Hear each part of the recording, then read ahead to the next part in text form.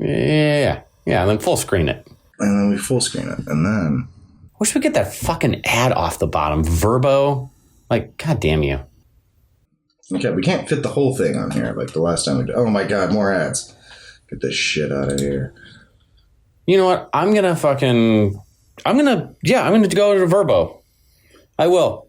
And then I'm going to shit my pants in the bed and leave it. Okay. Welcome to the cEDH sermon, where we're going to be talking about something completely irrelevant.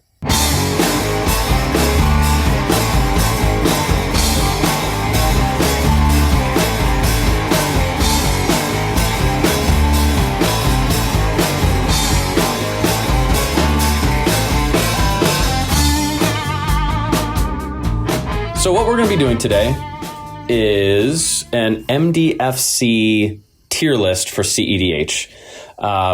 Essentially, these MDFCs are, I think they're sleepers. I mean, you'll see them pop up in decks, like Sink into Stupor, things like that. But I think more decks should be running them. Maybe not ad nauseam decks and stuff like that, but there's a few that are sleepers that are better than you think, especially the ones that come in untapped. All the tapped ones that are garbage, you can see. I just didn't want half the video to be us going over these. They're garbage. They're not worth playing. The land side of them comes in tapped, and the other side isn't worth it. All of these, with the exception of a couple, all come in untapped if you pay life on the other side, if you pay 3 life. So it makes it significantly better. And then, we're going to go over all the relevant ones and rank them on a tier list. Yep. That was like the roughest intro we've ever had. Yeah, it's been a morning. Ever. Yeah, I mean... And we are experienced at this point. We are. We're in our second year. We're not rookies anymore. We can't be making these mistakes. I mean, we can. That's what the people are here for. No one's going to stop us. What's going to stop us? It's our fucking show. Yeah, it's our fucking show. So if we do t-shirts, which we're going to commission our friend to do some art for us, but I want the back to say, it's our fucking show. Mm-hmm. The front says, cEDH sermon, enlightenment 1 card at a time. It's got us like meditating above like a cloud of magic cards or something like that. And then I want the back to be like, it's our fucking show. Hell yeah. Let's fucking do that. Okay. So, do you have any comments on the MDFCs? I know you're not as high on them as I am. The only one that I've played is Sink into Stupor, because Sink into Stupor is just good. Like, just in general. It saved my ass a couple of times. So, besides that... Oh, yeah. That's worth running in almost any deck. You know what? Let's start with Sink into Stupor. Oh, yeah, let's do that. I think so. We can, okay. Because this one's worth actually talking about. Let's just go right ahead and put that into, I think that's as good as it gets. Let's put it in S. Oh, yeah. So what this lovely card does is it's 1 and 2 blue for an instant, return target spell or non-land permanent to an opponent controls to its owner's hand. But keep in mind, it's literally a blue land on the other side. You pay 3 life, it comes in untapped. I mean, that's about as good as it gets. And people will say like, well, would you run a 3 mana spell that just does that? No. Yeah. But you get to take out a land and put this in, especially in low color decks. I mean, you probably, if you have a Najeela list or a Kenrith or a Sisay, you probably don't want to play this because you really need to hit your colors. But in the 3 color and less decks, I mean, with blue, this is going in. Even I see Rockside plays it. Even when you're risking hitting, 3 life off of an ad nauseam, who cares? It's another counterspell. Kinda. It's true. I got nothing to say. I mean, this is good in any deck that has a big ass commander, like Tippett, wants to run this because they're running like a shit ton of mana, or they're generating a shit ton of mana. So the 3 mana is like kind of irrelevant at that point. But I think it's a good spell in general. Just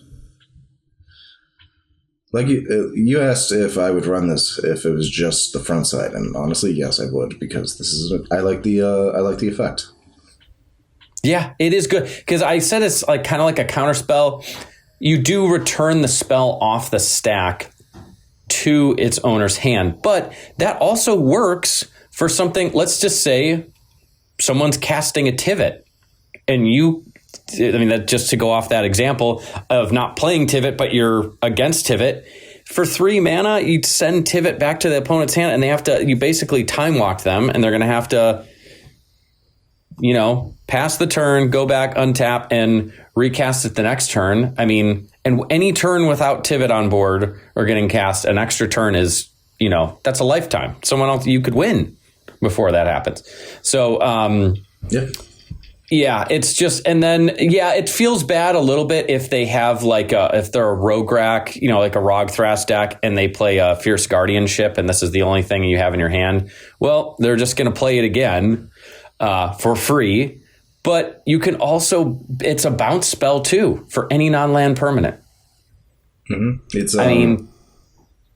I think it's a good effect. It's a great effect. The versatility, it's a bounce spell, a pseudo counter spell, and a land, an untapped blue land, all in one. That's fantastic.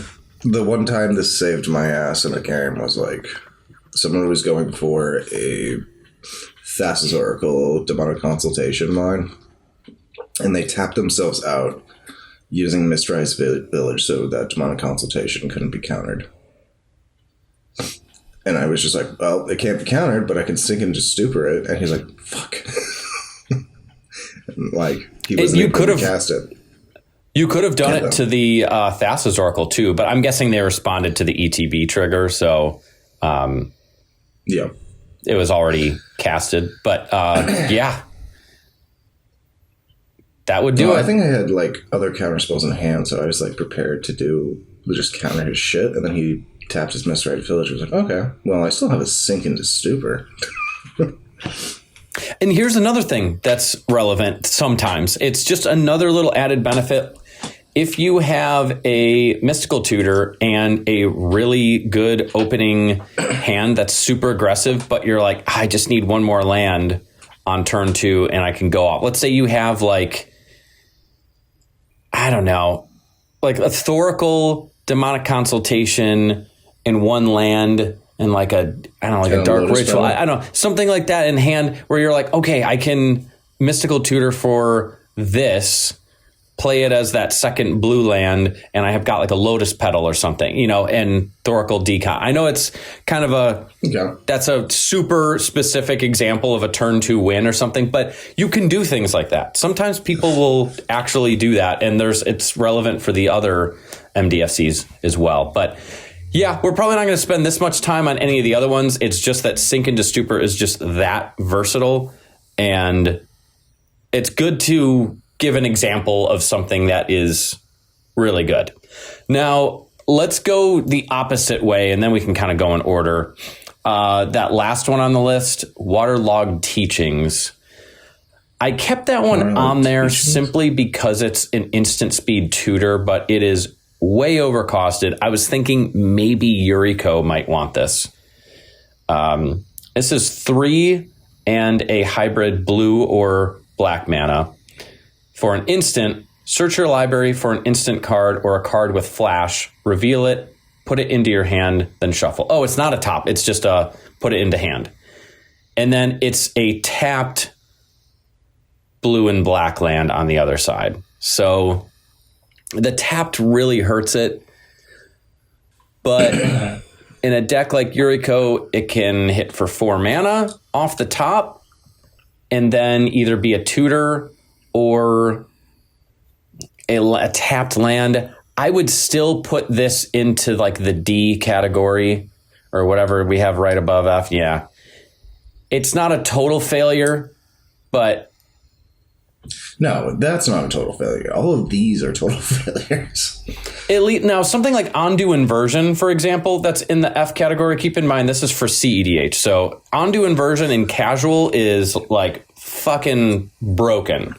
Even though it's an 8 mana board wipe, it destroys all non-land permanents and is a white land on the other side that's tapped. And in casual, yeah, you're not playing that narrow of turns where like, oh man, one turn could be a lifetime and like we're totally fucked. Usually it's a slow buildup of resources. So having a late game total wipe the board, as just a land, I think is amazing. I play it in my Zakama landfall deck and it's fantastic. But for cEDH, you're just never getting that high in mana and you don't want to tap. It's just not worth it. So that's like not even in consideration. Okay. Do you just want to go randomly? I mean, we've done two blue ones. Let's actually talk about... Well, let's talk about Velika's Awakening. Okay. Yeah. Do you want me to read these since I have the everything pulled up? Open. I just have to find them. Velika Awakening is a instant for 2 and a red. Hold on, let me push my microphone away. It's probably too loud. Put any number of cards from your hand on the bottom of your library, then draw that many +1. Now, I really like this now, Now, it is a tapped land on the other side. Keep in mind. It is a tapped land. Which does hurt it. I really like this in a casual format, but I don't know. I don't see it too much in like cEDH. You usually don't, but if you're like, I really just want to be going through. Honestly, if I was it, I've thought about playing it in Magda.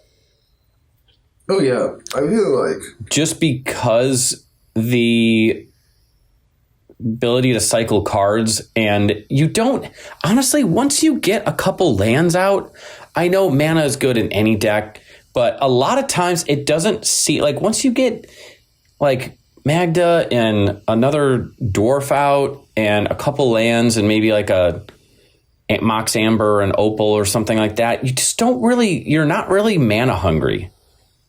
It helps to have it.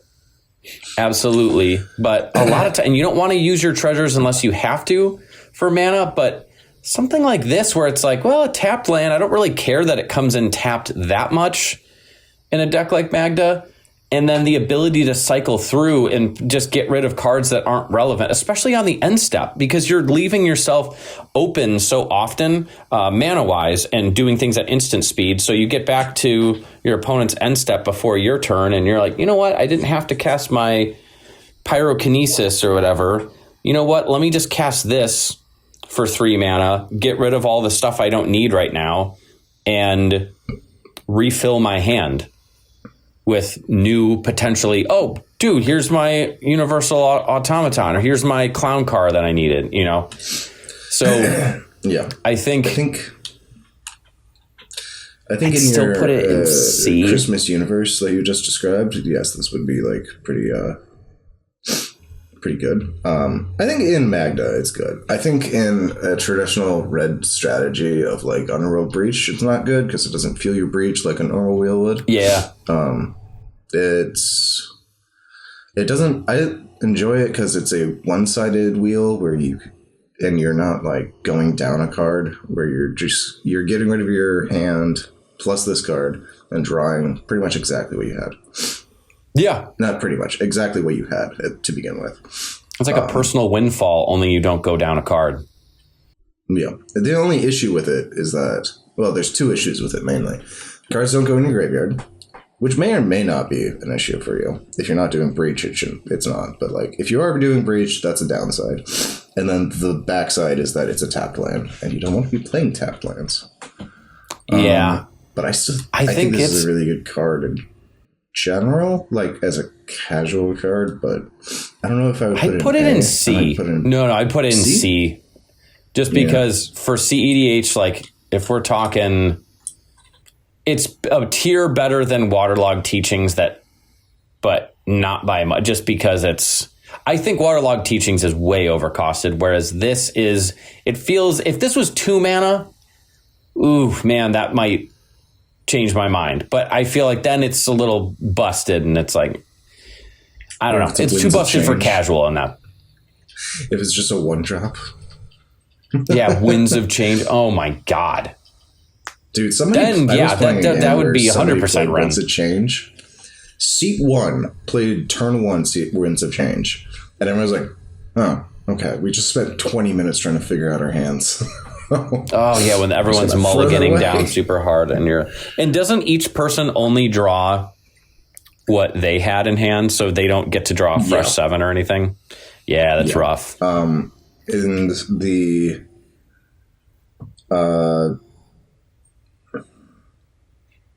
what was it?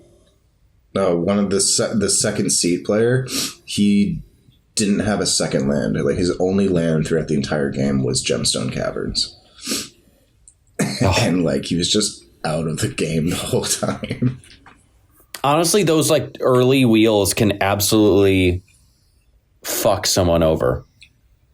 It's like forcing someone to take a random mulligan, and it's like, oh shit, I would mulligan this 100% of the time. There's no lands in here. I mean, that's happened to me. Someone gets a turn 1 wheel or something like that, and it's brutal. Sometimes it wheels you into good stuff, especially if you got to dump out your hand a little bit. Like, I've had great turn 1 plays where I'm like, all right, like especially with Kinnan, like, all right, I get my Tropical Island, Soul Ring, Arcane Signet or whatever, pass, and then someone does, the player in second seat does a turn 1 reel, and it's like, okay, well, I just got, I had a good hand before, but now my hand is still really good, and I got to refill 3 cards. So, but yeah, I think it belongs in C. C for casual. I think, C for casual. Yeah. That's a good way of putting it. Let's do a green spell. I see one right there that I want. Well, there's 2 that right here that I want to talk about. I mean, we're going to talk about all 4 of them, but like, do you want to do this one or this one? Yeah, do Bridgeworks. Bridgeworks? Yeah. Okay. This one is a personal favorite of mine. So we've got Bridgeworks Battle. It's 2 and a green for a sorcery. Target creature you control gets +2/+2 until end of turn. It fights up to 1 target creature you don't control, where each deals damage equal to its power to each other. And then it's an untapped green land for 3 life on the other side. I actually really like this in green. I think if you're in mono green, 100%, like there's literally no reason not to run this. And then I run this in my Kinnan list. Even though it's sorcery speed, I'm 2 colors. I've almost never run into a situation where I'm like, oh fuck, dude, I really need another blue right now. If anything, the deck is mostly blue, and I have mostly blue sources like Minamo to untap the One Ring, and Mistrice Village, things like that. So having one, MDFC only green land on the other side is totally fine by me. And being able to make my Kinnan a 4/4, it can almost deal with anything on the field that's other than like a, bigger creature. Any relevant like stacks piece or something, Collector Oof, a Dranith. I can even make my Llanowar elves kill a Dranith, Hell yeah. So like something like that. It's almost never not, I actually don't think I've ever come up with a situation where I'm like, fuck, dude, I really need to kill this. I mean, sure. Yeah. Like if a Tivit is out or a Consecrated Sphinx, it's not going to help you deal with that, but that's what you have your other removal spells. You have your Pongifies or your bounce spells in blue, or in other, if you're a white deck, you have your Swords to Plowshares and things like that. But it's, again, keep in mind, you're just taking out you're replacing a land slot and giving it an ability. So it's kind of just like, why not? All right, so where do you want to put it? I think this. I've never played this card, but I think you play it B all the because time. it's sorcery speed. That hurts it a lot. That's the big downs. If this was instant speed, I would bump it up. But yeah, for sure. I think B is basically if you're in a monocolored deck, you're probably just playing this no matter what. Even if you're like, well, I would never use this effect for my deck, which doesn't make any sense for mono green. Why wouldn't you want this? But it's still like it's a fucking land. Yeah. So yeah, this is B for basically any mono deck. Okay, so I know that blue has like Pongify and Rapid Hybridization. What does green have as removal? Like, it's mainly just artifact and enchantment removal, right? Yeah. And fight spells, So, you've like, got Beast Within, I guess. Just because it hits any permanent, I know that green decks will run that. So I feel like it's pretty... I mean, I would run this if I was playing a low-colored green deck. So yeah, green, even like maybe not in green white because you've got so many other creature options in white, but like green blue, green red. Yeah. Does Atali play this card? Yeah, that's a good question. Do we Here, go let me for an Atali deck? Let me look in the primer. You can leave this up. Let me look at the primer really quick. Last updated a day ago. So no, but I don't blame them because they are just trying to, other than like Veil of Summer, Guttural Response, Pyroblast, Red Elemental Blast, they don't really want to be doing anything else. They don't want to be interacting at all. Okay, gotcha. So it makes sense that they're just trying to go fast. But even if I saw Atali playing, I'd be like, well, it's another land, early game. Although they don't want green sources nearly as much as red, so makes sense. Right. Let's go to a white one. Is there even a good white one? Genuine question. These are probably going to top out around the B category, if I'm being honest, where you run them in mono colored. So, Witch Enchanter. Let's talk about that one. That's probably because I just found it. Okay, Witch Enchanter. The best one. Is a... for 3 and a white, you get a creature human warlock that's a 2/2. And when a Witch Enchanter enters the battlefield, destroy target artifact or enchantment an opponent controls. And then, the flip side is, are they called Bolt Lands? Yeah, that's what I usually say. Yeah, it's a Bolt Land for white. That affects kind of shit. I feel like you have better options. Well, yeah. Especially for 4 mana. It's a creature. Yeah, it's 4 mana. It's a creature, and now here's the thing. It's harder to, so it's sorcery speed unless you have some sort of flash enabler, but it's harder to counter creature spells, and it goes perfectly in a deck like Winota. Okay.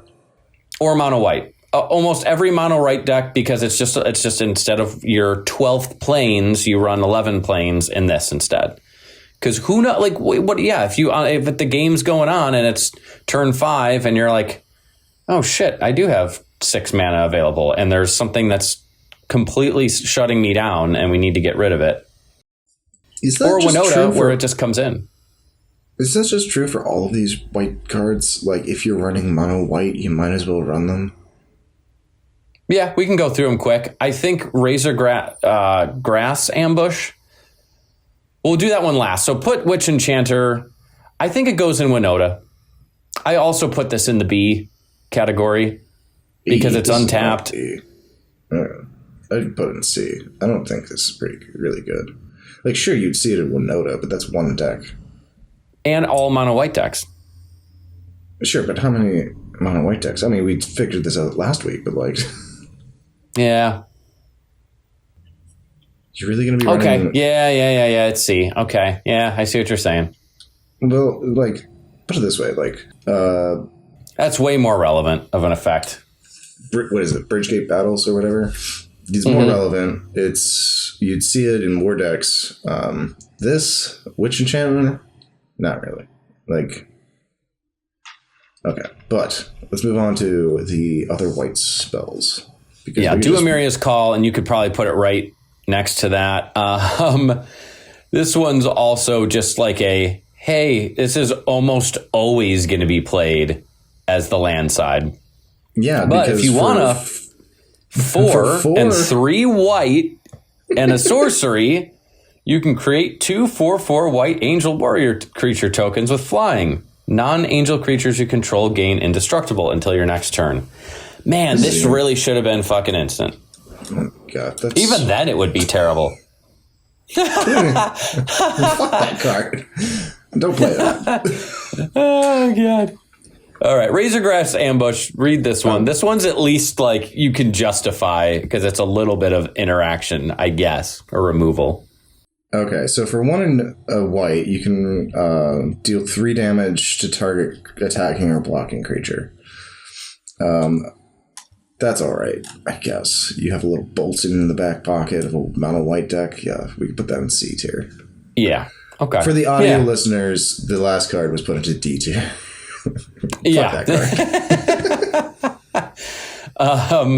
Yeah, this is like essentially bolt a Timna that's attacking, or, you know, this is good against the little, like, well, I'm just going to swing because, we're open right now and just swing in. Just get rid of a creature that's bugging you. It's kind of like a little gotcha card, which isn't that good. So, yeah. Gotcha. Yeah, I wish we had a G for gotcha. I mean, we can make a G tier. No, because that would be like the only card there. Okay. We've done all of white. Let's do a black card. You know what? This one, Hagra Mauling, let's just put this in F. It's a casual card.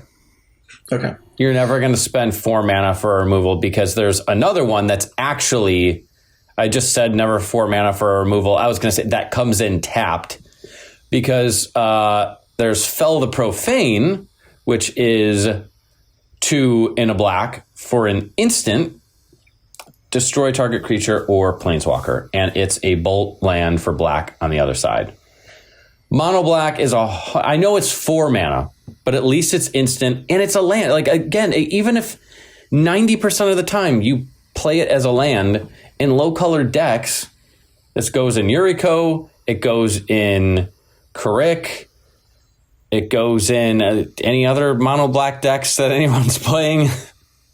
That stupid Gwen one that we determined isn't good.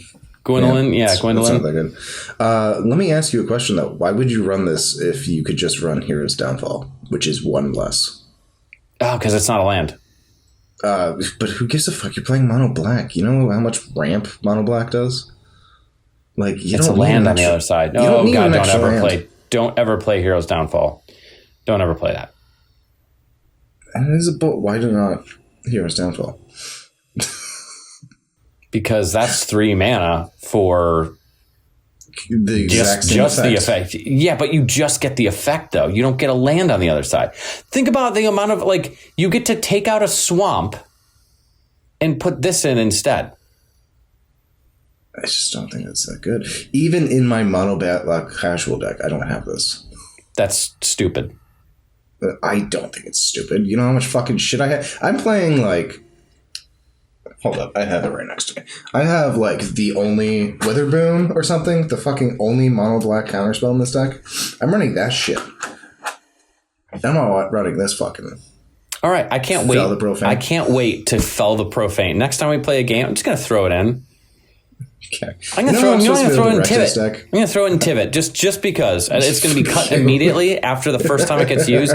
But I'm going to play it in my new flashy little Tivit list. I'm going to Fell the Profane, whatever commander you're on, and then you're like, oh, I'm loving this game. I'm having so much fun. Fell the Profane. I'm going to laugh when it's just bricked in your fucking hand because you don't want to pay 4 to kill something.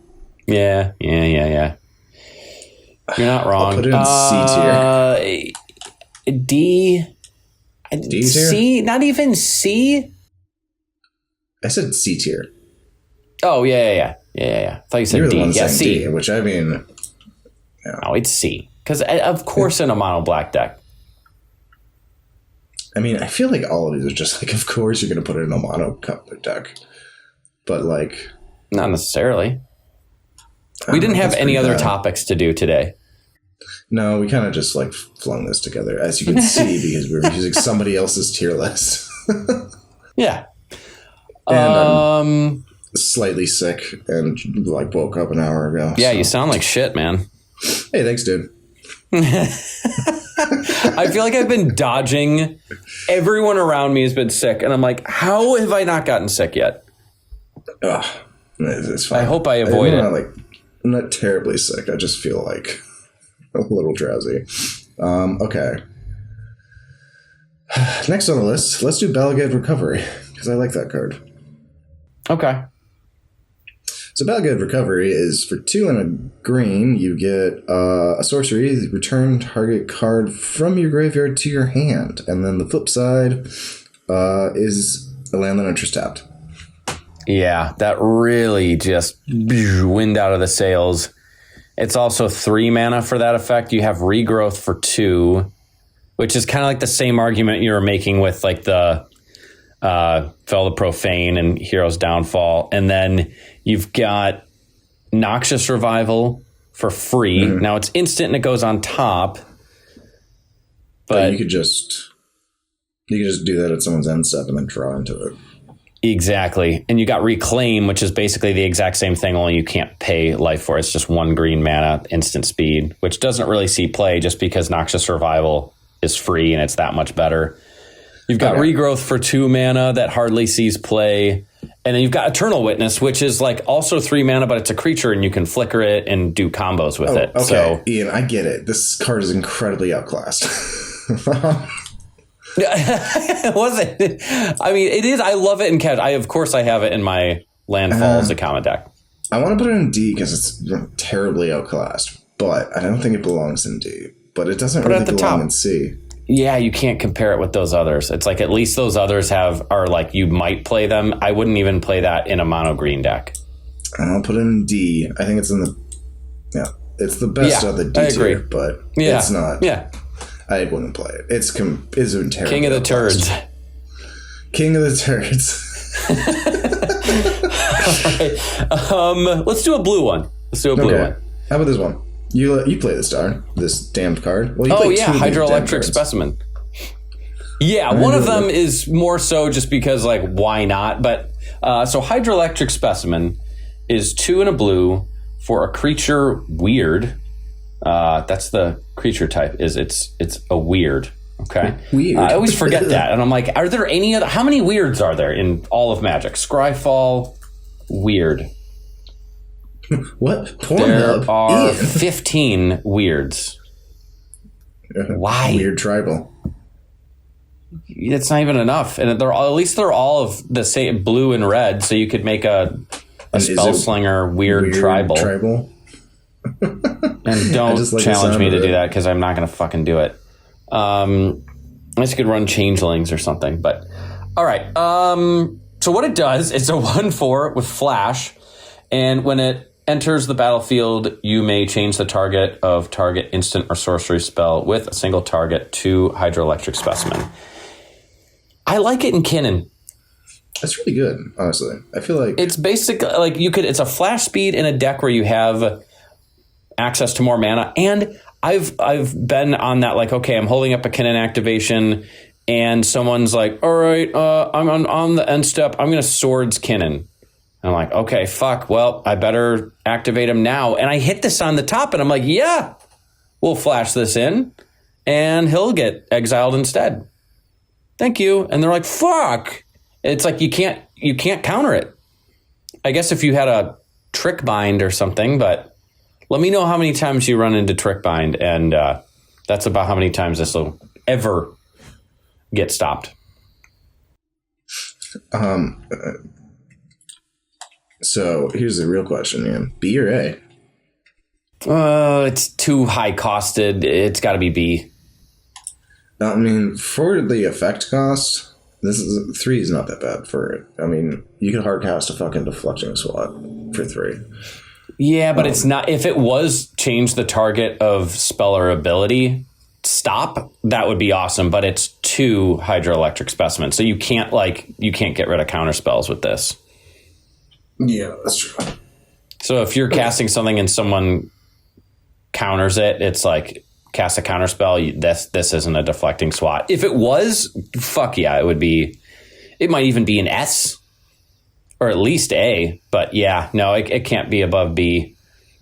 I'd play this like in a Yuriko. I'd play in Urza, any like other mono blue deck. I'd probably play that. I mean, it's just more interaction where you have, and it's actually a good effect. It's a good protection effect. We're gonna move to this red one. Pinnacle Monk? What is this called? I can't actually read these cards. Oh yeah, Pinnacle Monk.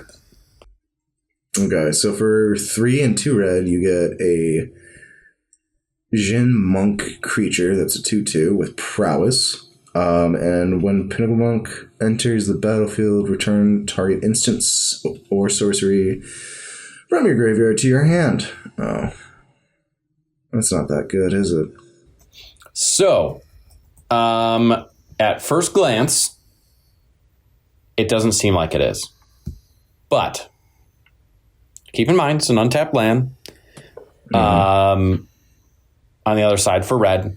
But it's used in a lot of combos where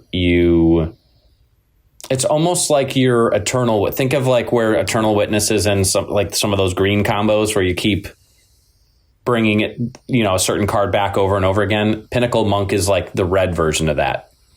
Gotcha. Okay. It's used in a Magda loop, and of course I don't have it off the top of my fucking head. The nice Magda people will be nice enough to be like, oh yeah, I use this combo and I'll do this, and then some jackass will be like, if you do fucking play Magda, you should, and he'll be chewing on his own fucking feet while he's saying it. So Pinnacle Monk, I don't think is fantastic by any means, but I want to put it in like B. It's way overcosted, but there are loops that use it. Specifically, Magda uses it, and something with like dual caster, and then you keep like bringing, like looping. I sound like a jackass for, I'm going to see Magda, Pinnacle Monk loop. Oh, Pinnacle Monk, Peter Parker's camera, lightning bolt effect, and a chaos warp sort of effect. Okay. So you just you copy the activated ability to bring back both chaos warp and lightning bolt with Pinnacle Monk. And then you chaos warp the Pinnacle Monk, and then you bring it back because it's dragon, because you have the Maskwood Nexus, and then you return the lightning bolt. I don't fucking know. And then you copy it with the Peter Parker's camera. Okay, so you do something like that, but it's used in some loops. I'm sure Atali uses it. Ian, I have a suggestion for our tier list. Yes. Now, hear me out. We're just going to move everything up a little bit. I have a feeling nothing's going to go into A. So, let's do this. I feel like there's going to be... Symbolic Head Recovery is all on its own. I'll say C for casual. And C for casual? Yeah, I'd be fine with that. So B is for Winota, and C is for casual. D is just B is for Winota. You know what? I don't even know if I'd put this because it's so specific. It's only a combo ender. I would put it in A. Like, it actually sees play, and it's a combo piece. Like, the other cards in B don't really see that much play, and they don't do as much. I don't know. I just wanted to reorganize things because I felt like looking at the rest of our list, there's nothing that's going to go into A. The only thing that I'm thinking is like this. I know it seems more relevant, but these actually go into multiple decks, whereas this is like, it's kind of like a combo piece for looping, but that's it. And this is like, Winota plays it, and like Mono White plays this. I think it's there. It's 5 mana for only a recursion on instants or sorceries. It's not even a main combo piece. Like, hold on. I feel like there's a site that I can go to for this.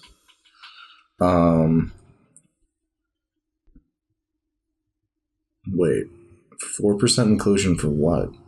There's a 4% inclusion for, and it's played in VV lists, it's played in Magda lists, it's played in Terra lists, it's played in Atali, it's played in Firelord, Rowan, Deadpool, Ashling, and then a bunch of other shit that no one plays. Some reason, 10% of people are playing it in Kefka. It's widely used in Kurok Sakashima. I think that card's played more often than you think, and it's just never seen because it's a 5-drop. All right. So I'm going to put it in that. I think it's actually... All right. Yeah. Fair enough. You pulled up I'mRight.com and fucking proved me wrong. No, I just pulled up EDH Rec. No, you went to trevorsright.com. I can create this website if you want. And I will create trevorsright.com. We can just go to it every fucking time I'm right. And put a little check mark there. It will be a giant red button, and when you press it, it just like shoots a tally. Yeah, we can do that. It just keeps or you can do that. And I will actively go there, and every time you're right, I'll click it. Okay. Yeah. No, I didn't realize it was played in that. I knew it was involved in like loops and combos, but I just didn't think it was as widely played. So, okay. I'll put it at the bottom of A. You fucking son of a bitch. Let's go to black. Let's talk about a good one. Agadeem's Awakening. Agadeem's Awakening. Now, I do play this in my mono black casual deck, or like my bracket 4. Yeah, it is. That is the issue with it. So it's very good in casual, but the cEDH it's questionable. So Agadeem's Awakening, X and 3 black for a sorcery. Return from your graveyard to the battlefield any number of target creature cards that each have a different converted mana cost, X or less. And then it's a untapped bolt if you bolt it in for black on the other side. This card is ridiculously good in fucking casual if you pump a shit ton of mana into it. And you're playing like a Reanimator style tech. Cause like, it's incredible in Crick too, because you just get to you just pay 6 life and put in like a couple mana of actual, invested mana in, and you're like, okay, I'll bring out all my combo pieces. Yeah. That's just pretty fucking good. In my it's my Yawgmoth, Prince Yawgmoth, and what did I call it? Daddy Yawgmoth and the Army of the Damned.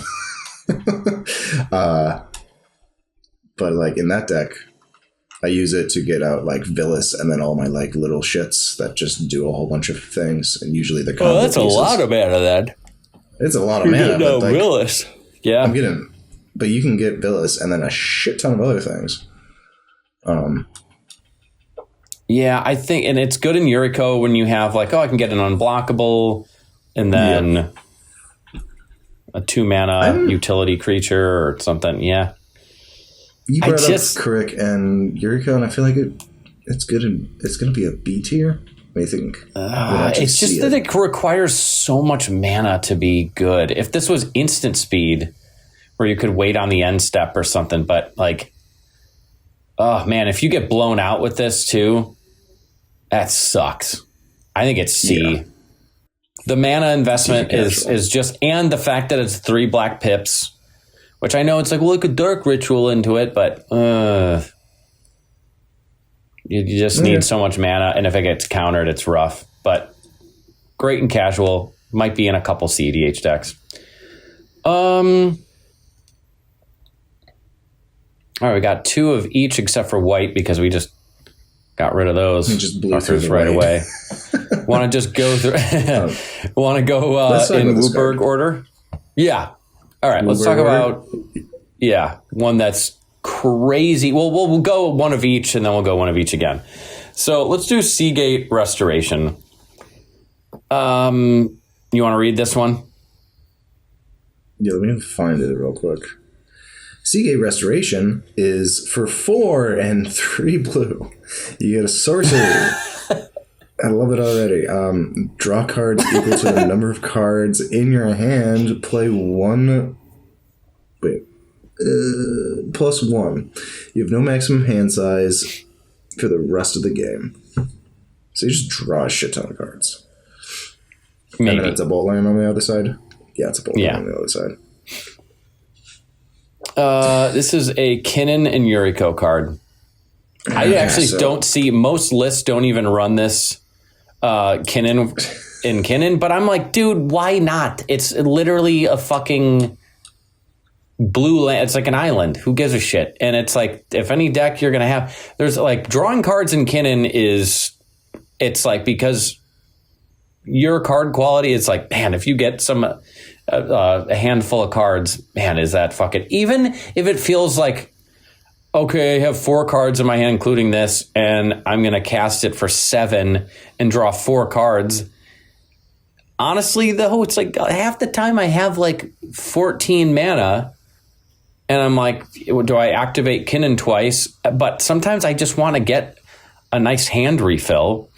Oh, fuck, there's my tutor for Basalt, my Reshape or the Transmute Artifact, and enough mana. Okay, there we go, win the game. Like, drawing cards in Kinnan is so useful, and having any other way to do it, I think, is so relevant. And if you're in Yuriko, it hits for 7, and it's just like in low-colored blue decks, why not? Even if you're like, I will almost never cast that. But when you do...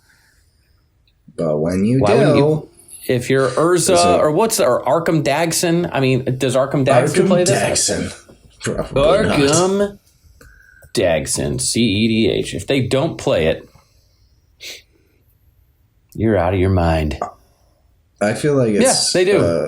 Oh, cool. I feel like it's a good B tier. B ranking.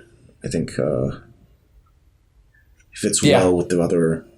it goes in a few decks. But that's about it. Arkham Dagson also plays Hydroelectric Specimen because, again, why wouldn't you?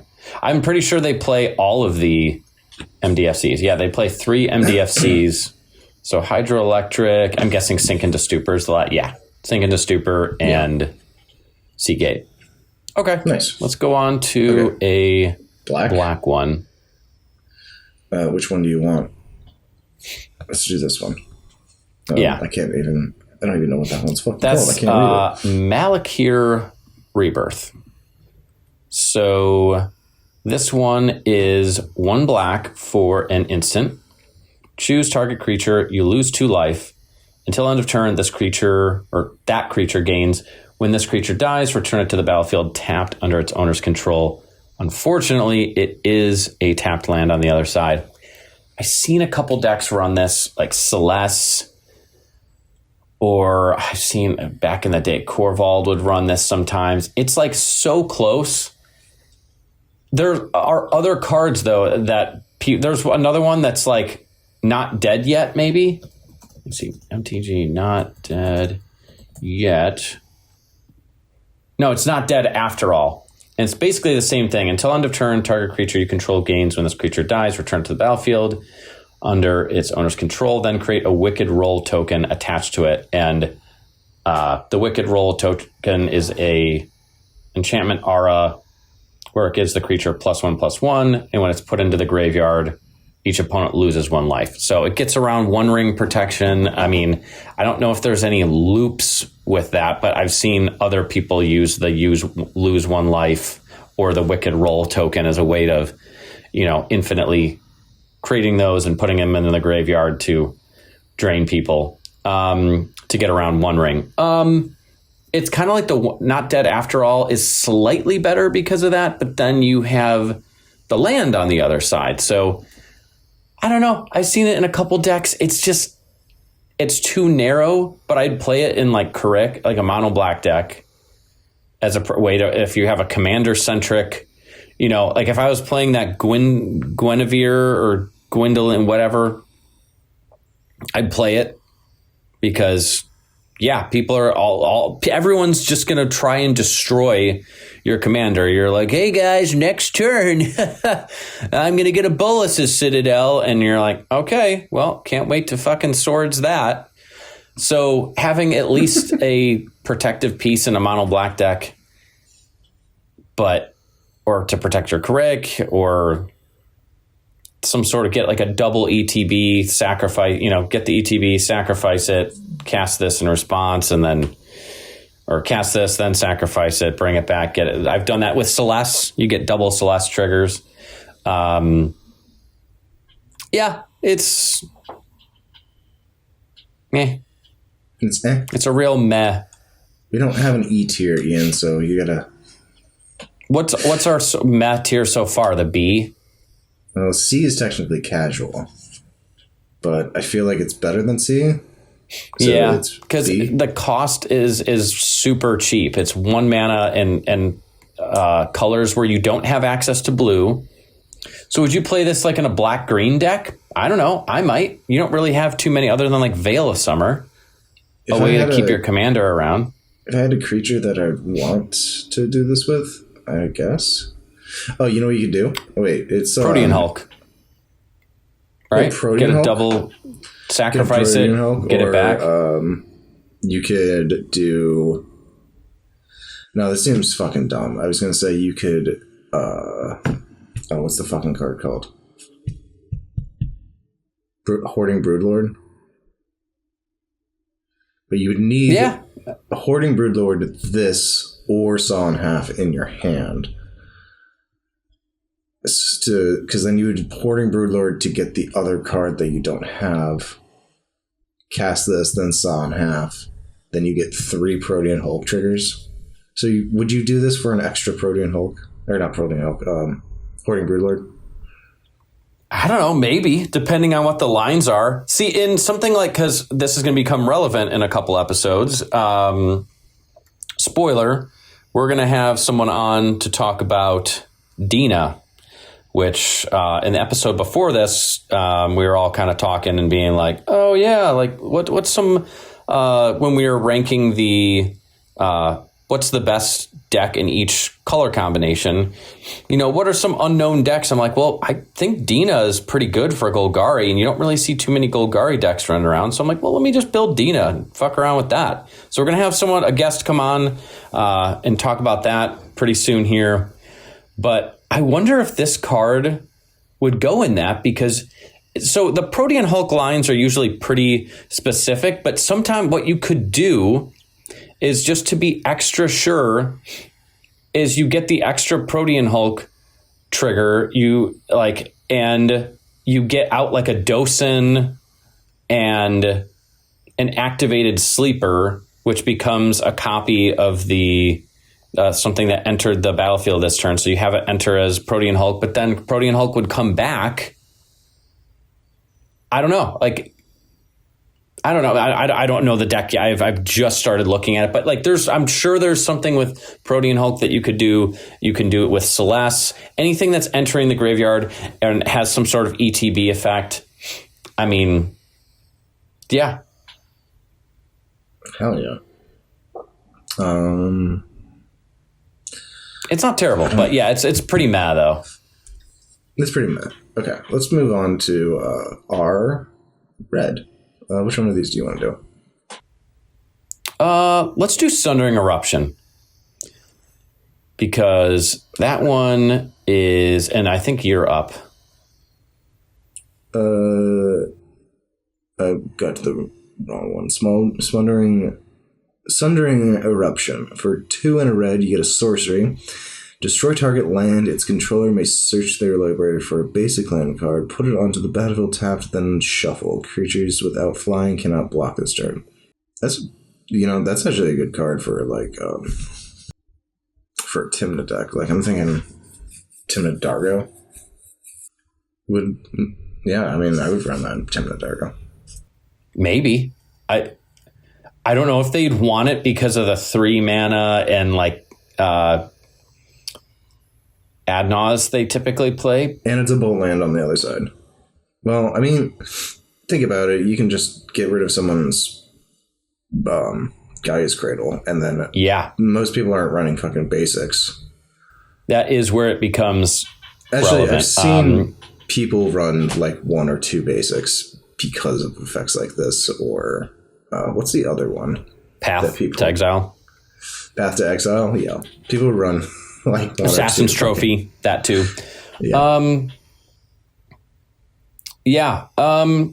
It's great you're basically, why wouldn't you? If I'm playing a Tali, I'm 100% playing this.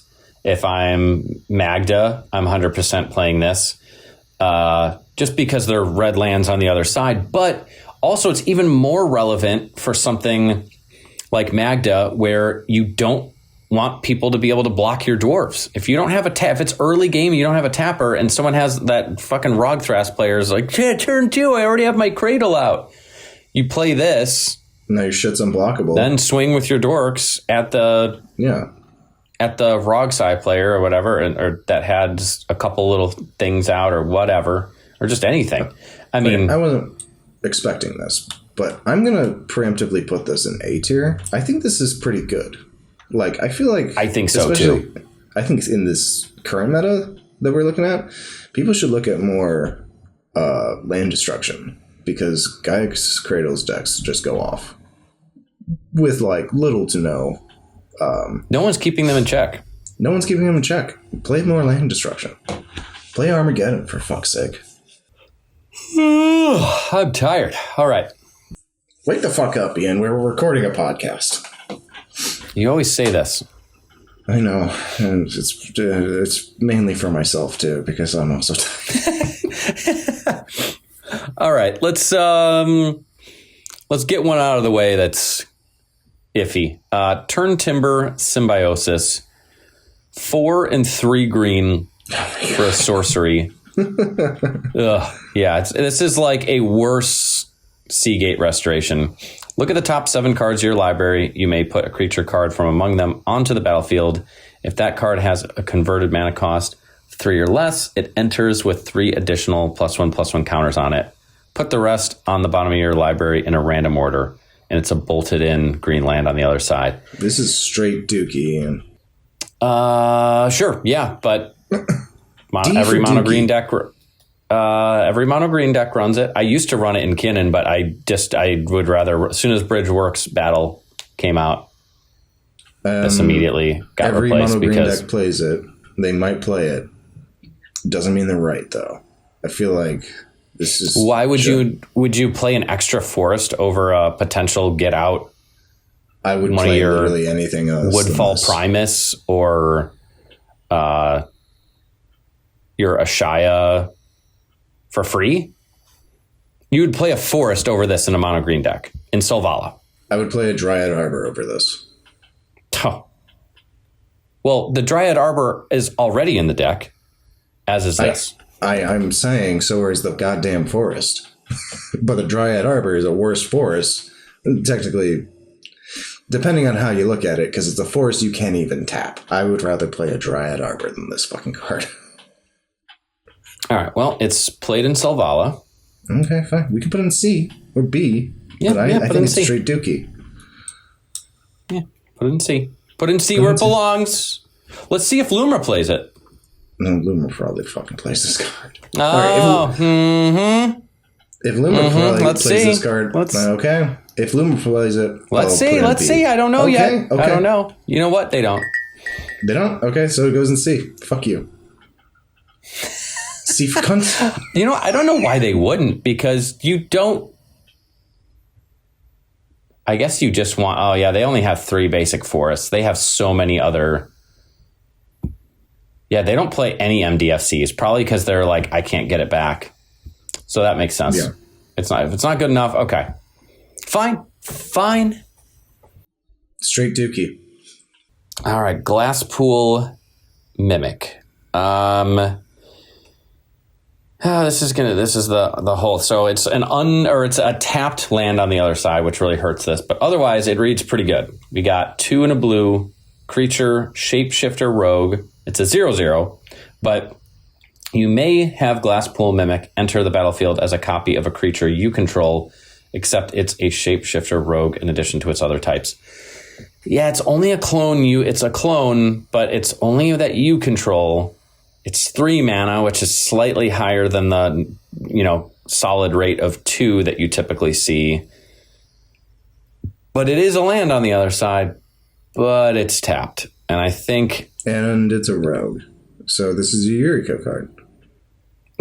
Well, I don't even know if Yuriko runs this. Let me see. That'll be at least Yuriko, cEDH. Or does Yuriko want ninjas, not rogues? Yeah, no, they don't even really run that many. They just want unblockables. They don't really care about the creature type. Let's see. Did they even run this? Well, for some reason, wow, I can't. That's funny is you can't even find a recent Yuriko list on here. Let's look at EDH top 16. Let's look if it's going to be C because at least it's relevant. I mean, it's better than Term Timber Symbiosis. You're right, because that's straight dookie, but for some reason it's in the C tier. I mean, I guess so. Because you'd play all of those in monocolored decks. Because they're land. In a deck where you have 10 basic lands. Holy shit, a Yuriko player. Is this a first place? Back in August. Okay, well, Yuriko player plays this card? Let me see. I don't know. Nope, I don't see it. No, you just said the Yuriko player was first place. Gotcha. Yeah. Okay. But they do play the next card we're going to talk about, which is the What is this card? I can't even tell. That's Bogart Trawler. All right, so Bogart Trawler for 2 and a black. You get a Goblin 3/1. When it enters the battlefield, exile target player's graveyard. Oh, that's pretty good. And then on the flip side is a Bolt land. Okay, so it's what's the land that does that? Oh, well, there's Tormod's Crypt. That's the artifact, and then isn't there some sort of desert land that does that? So it is 3 mana for a creature that does that, but it is kind of it goes in Yuriko, and I've seen mono black decks play it. So it's very narrow, but it's better than. I think this is that B tier where it's it's actually an okay effect in a mono deck. Yeah. It's okay because it's untapped. Yeah, but I like the exile the graveyard. Next is hold up, I can find it. Shatterskull Smashing. Which is for X at 2 red. Shatterskull Smashing deals X damage divided as you choose among up to 2 target creatures and or planeswalkers. If X is 6 or more, Shatterskull Smashing deals twice X damage divided as you choose among them instead. So this is a worse. What is that one card called? The Rakdos one. I don't know. With an X spell? An X spell? No, it's not an X spell. It's the one. It's the one that you pay life into it, and you just deal any amount of damage to any number of targets. Oh, Fire Covenant. Yeah, it's just a shittier Fire Covenant. So just play Fire Covenant. Well, yeah, but if you're in a mono red or red green, if Atali plays this or Magda plays this, I will put it in a B Magda tier. plays it. Does Magda play Magda it? plays it for sure. Yeah, Winota plays it. Yeah, if you're anything that low color plus red, Atali won't, because if you hit this off Atali, useless.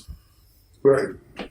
Let me see. Sometimes they might just play it because fuck it, but again, they don't care about interacting at this point. They're just trying to go. Itali wouldn't play this because they don't like X spells. Yeah.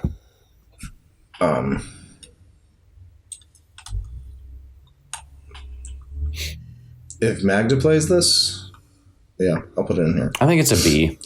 It's a B. And you know what? Right. I want to say this now because people will be like, really? Like these are A tier spells? This is in a vacuum.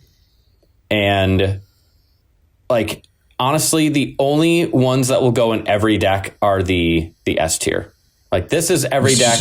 Once you get off of that, it falls off heavily. I'm actually surprised that Sink into Super is the only S tier. Because like I figured there was going to be like one or two more. But like, no, they're all kind of not that good. They're just really good in a few specific decks. It's kind of like, holy shit, Hydroelectric Specimen and Bridgeworks Battle and Kinnan are like fucking chef's really kiss. Goddamn good. But you wouldn't really play them in every deck, whereas Sink into Stupor, unless you're like a 5-color deck or maybe like Blue Farm isn't going to play. They have way too many other things. But yeah, honestly, I've even seen some Blue Farm players have it, Sink into Stupor. But all right, let's do our last card. Yeah. So we Disciple of Freyalise. That is 3 and 3 green for a creature elf druid 3/3. When Disciple of Freyalise enters the battlefield, you may sacrifice another creature. If you do, you gain X life and draw X cards, where X is that creature's power. And then it's in Bolt green land on the other side. So mono green decks, of course. Your big Selvala things where you're trying to just get out these giant creatures. And, oh, yeah, you can draw a shitload. I've seen a couple Kinnan lists play this. I personally don't, because none of my Kinnan cards are worth sacrificing. And I'm not going to sacrifice some like, you know, like, oh, a Manglehorn to get like 2 cards. And it's like, well, that's an effect that's slowing everyone else down. And I'm not going to sacrifice my Consecrated Sphinx or a Nezahal that are drawing me a shitload of cards anyways. I don't play this in Kinnan. I just don't think none of my targets that are big enough are worth sacrificing. I don't think this is really that good in mono green to begin with. Like, Loomer wouldn't play this either. I think it's too high. Yeah, they don't have anything worth sacrificing. Okay. And if it could sacrifice itself, that's the only problem. It says another creature. That makes it significantly worse. Well, even if you were able to sacrifice this, it's power, right? So then it would just be 6 mana draw 3. Yeah, it's a 6 mana draw 3. That's not that good. At its low, at its floor, but it's a land. I'm putting in C. It's better rate than Seagate. Yeah, C is perfect. Honestly, yeah. Yep. Okay, so just to, you know what, I'm going to put this part at the beginning, but just the audio clip, I'm going to say that S tier is any deck, maybe with the exception of 4 and 5 color decks, but any 3 color decks and below, you are running this. You have to come up with an argument not to. Once you get to A, it's like, this is really good in a couple decks. B is, this is good in like 1 deck. And then C is for casual, honestly. These are casual cards and they're pretty good there. D is like dookie. Straight dookie. And then F is fucking off our radar.